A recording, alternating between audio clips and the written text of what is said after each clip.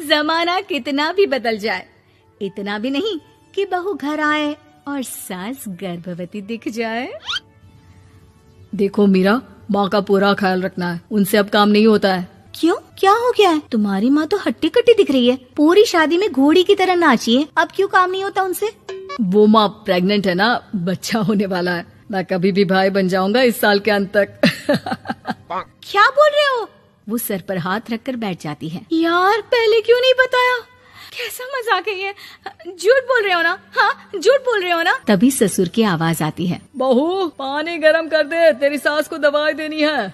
समय पर दवाई ना दी तो परेशानी हो जाएगी। और हाँ, जरा काजू पीसकर दूध में मिलाकर ले आना, तेरी सास खुद से तो अपनी संभाल करेगी नहीं। हे भगवान, ये मैं क्या सुन रही हूँ? ये ससुर जी को क्या हो गया है? मैं क्या सोच कर आई थी? हाय रे, मैं तो किसी को मुंह भी नहीं दिखा पाऊंगी। अब ये रोना धोना बाद में करना, पहले गर्म पानी कर दो, माँ को दवाई देनी होगी। और हाँ, रात को माँ के पैरों में तेल लगा देना। बहू को गुस्सा आ जाता है, वो बड़बड़ करती किचन में जाती है जहाँ उसका ससुर खड़ा होता है। एक बड़ी जिम्मेदारी है हम सबके सर ऊपर, इस उम्र में माँ बनना खतरे से खाली नहीं होता। हाँ हाँ पता है, तो क्यों बन गई माँ? अरे खतरे से कम नहीं है तो क्या जरूरत थी लल्ला पैदा करने की? कैसी बात कर रही हो बहू? क्या तुम खुश नहीं कि घर में एक नया मेहमान आएगा, छोटे छोटे पैरों से पूरे घर में घूमेगा? पिताजी ये हाथ जोड़े आपके, आप यहाँ से जाओ, ये शायरी बाद में बताना, अभी मैं पानी गरम करके थर्मस में दे देती हूँ। सारा दिन पिलाते रहो गरम पानी। और हाँ, ये बच्ची की बात बार बार मुझसे कोई नहीं करेगा। बहू का पारा अब चढ़ा ही रहता था, वो काम तो सारा करती, लेकिन किलस किलस कर। मीरा सारे काम से फुर्सत पाकर बैठी होती है कि माँ का फोन आ जाता है। बेटा, बहुत बड़ी जिम्मेदारी है तेरे सर पर, अच्छे से निभाना। ससुराल में हर किसी को खुश रखना वैसे तो मुश्किल है, लेकिन भगवान ही हिम्मत देता है बहू को हर कुछ सहकर सबको खुश रखने की। क्या बड़बड़ किए जा रही हो माँ? जानती भी हो कि यहाँ क्या चल रहा है? मेरी सास, अरे तेरी सास तो देवी है देवी। कितने खुश हो रहे थे सारे तेरी सूरत देख देख कर। पता नहीं जैसे बहू नहीं कोई मन मांगी मुराद मिल गई हो उन लोगों को। अरे बात तो पूरी सुनो। मन मांगी बुरा तो पूरी हुई है। अरे मेरी सास को बच्चा होने वाला है, प्रेग्नेंट है वो। क्या बकवास कर रही है मीरा? ये बात किसी को कहना मत। मुझे तो बता दिया, लेकिन अब अपनी जबान सिल ले। कहाँ है तेरी सास? बात तो करा मेरी। पूछू जरा, पोता पोती खिलाने की उम्र में खुद का बच्चा खिलाने का शौक कहाँ से आ गया? और आया भी तो बताना तो चाहिए था। अब क्या नाक कटाने के लिए हम लोगों से रिश्ता जोड़ा है? रुक, तेरे पापा से बात करती हूँ। मीरा फोन रखकर लेट जाती है। वो एक सपना देखती है कि उसकी गोद में एक बच्चा खेल रहा है। भाभी की गोद में कितना खुश दिख रहा है ना, लग ही नहीं रहा कि भाभी है। मैं तेरे लिए क्या लाया हूँ, सोने की बालियाँ। तेरी शादी में तो मैं बुढ़ा हो जाऊंगा ना। अरे कैसी बात कर रहा है बेटा, इसकी जिम्मेदारी तो तू ही लेगा।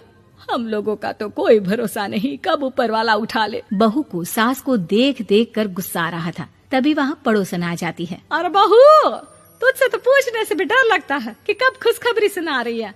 अब तो अपनी 1 महीने की ननद की ही जिम्मेदारी संभाल ले, बहुत है। अपने जेवर भी रख देना और पैसे भी जमा करना शुरू कर दे। वो बात आगे बढ़ाती उससे पहले ही बहू जोर से चिल्लाकर उठ जाती है। नहीं नहीं नहीं नहीं, मैं अपने जेवर किसी को नहीं दूंगी। अरे कौन ले रहा है तुम्हारे जेवर? तुम औरतें भी ना सपने में भी जेवर ही संभालती रहती हो। मैंने जो सपना देखा है ना, सुनोगे तो होश उड़ जाएंगे। अच्छा, तुम अपना सपना बाद में बताना, पहले मेरा सुनो। कल मैंने इतना अच्छा सपना देखा कि अगर वो पूरा हो जाता है ना तो मैं तुम्हारे लिए रानी हार बनवा दूंगा। बहू अब सारे गम भूलकर पति का सपना सुनने में लग जाती है। अरे क्या सपना था बताइए ना, बोलिए भी तो, क्या सपना है? मैं पूरा कर दूंगी अगर बात रानी हार की है तो। बोलिए बोलिए। मैंने रात को सपना देखा कि माँ को बेटी हुई है और मुझे बहन। सच्ची, इस घर में बेटी हो जाए तो मैं तो झूम ही उठूं। मीरा का मुंह बन जाता है, वो चुप हो जाती है और सपने की बात याद करती है कि बेटी हुई तो उसे ही अपने गहने उसे देने होंगे। फिर तो रानी हार की जरूरत पड़ेगी ही। भाई लड़की बड़ी होगी, उसकी शादी होगी तो जेवर तो चढ़ाने ही होंगे ना, कहाँ से आएंगे वो? कितनी समझदार हो तुम मीरा। मैंने भी यही सोचकर तुम्हारे लिए रानी हार लेने का सोचा था। अरे फूटी किस्मत मेरी जो ऐसा परिवार मिला। मेरे पापा की तो मैं अभी क्लास लगाती हूँ, जो सब जानते हुए भी ऐसे परिवार में मेरी शादी कर दी। बहू पिता को फोन लगाने ही वाली होती है कि ससुर की फिर से आवाज आती है। बहू गरम पानी ले आ जल्दी, थर्मस में खत्म हो गया है।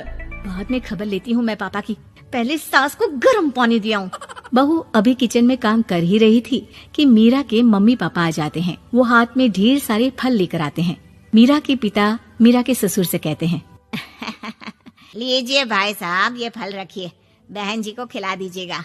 वैसे कैसी है उनकी तबीयत? बस पता तो है आपको, ऐसे वक्त में जो होता है बस वही सब।